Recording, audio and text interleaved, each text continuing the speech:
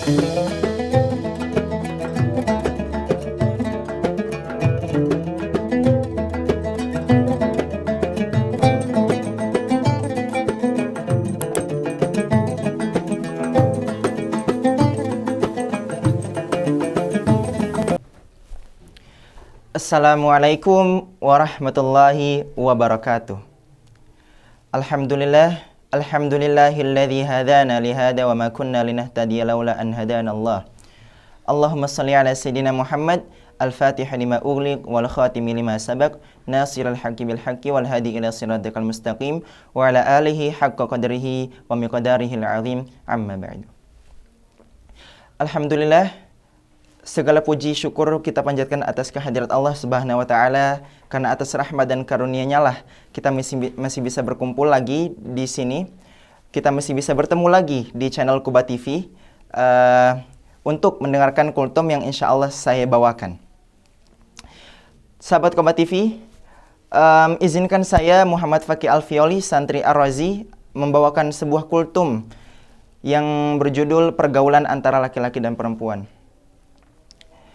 Seiring berkembangnya zaman dan teknologi, semakin mudah kita berkomunikasi, bahkan dengan jarak yang jauh sekalipun.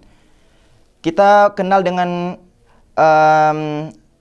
sesuatu yang namanya media sosial, di mana kita bisa bertemu dengan orang-orang dari berbagai penjuru dunia.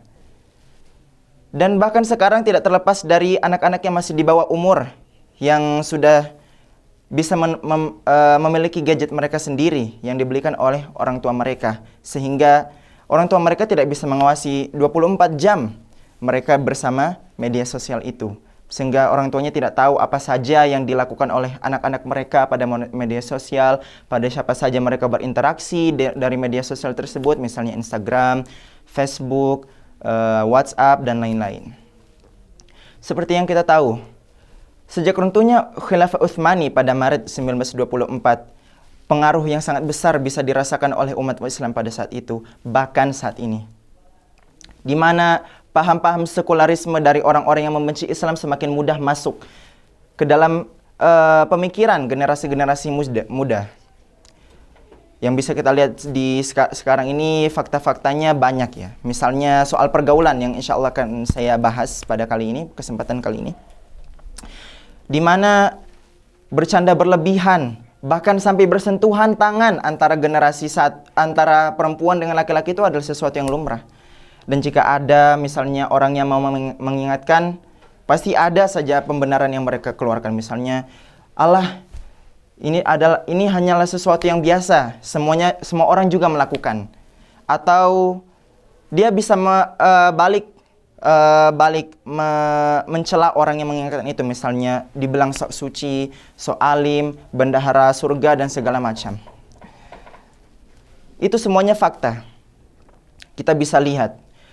Nah, padahal dalam Islam, interaksi perempuan dan laki-laki itu hanya diperbolehkan atas 5 perkara. Yang pertama, pendidikan. Misalnya ada guru perempuan, dan ada seorang laki-laki yang ingin berguru dengan perempuan tersebut, tafadhal. Yang kedua, kesehatan. Yang ketiga, masalah hukum, kayak misalnya di pengadilan.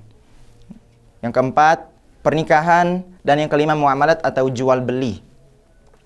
Nah, sahabat Kuba TV, dari 5 interaksi tadi yang diperbolehkan, di sini ada beberapa adab-adab yang perlu kita perhatikan juga sebelum melakukan interaksi tersebut, yakni tidak boleh berkhalwat. Maksudnya, kita tidak melakukan interaksi itu di tempat yang khusus, di tempat yang tertutup misalnya, atau bahkan cuma berduaan. Jadi, terutama perempuan ini harus ditemani oleh mahramnya. Karena di antara kedua laki-laki dan perempuan ini, ketiganya adalah syaitan. Maka dari itu harus ada mahram yang menemani. Yang kedua, sama-sama menutup aurat. Jadi laki-laki dan perempuan ini keduanya harus saling menjaga aurat. Misalnya laki-laki dari pusar sampai lutut, dan perempuan seluruh tubuh kecuali wajah dan telapak tangan. Dan yang ketiga, ini khusus untuk perempuan, tidak merendahkan suara, tidak melembut-lembutkan suara sebagaimana yang ada di surat Al-Ahzab ayat 32 yang bunyinya A'udzubillahi minasyaitonirrajim fala takhda'na bil qaul fayatma'alladzi fi qalbihi maradu wa qulna qawlan ma'rufa, yang artinya, dan janganlah engkau merendahkan suaramu sehingga menimbulkan niat atau pikiran yang jelek dari orang yang hatinya ada penyakit, dan katakanlah perkataan yang ma'ruf atau perkataan yang baik. Sahabat Kuba TV yang saya cintai, yang insyaallah selalu dirahmati Allah Subhanahu wa taala. Al-Fakir mau mengajak teman-teman sekalian, mari kita menjaga diri kita dan keluarga kita dari interaksi yang tidak diperbolehkan oleh syariat. Tidak masalah jika kita melihat orang lain juga melakukan. Tidak harus kita mengikuti apa saja yang mereka lakukan. Karena kita ingat, Islam datang dengan keadaan asing dan juga akan tinggal dalam keadaan yang asing juga.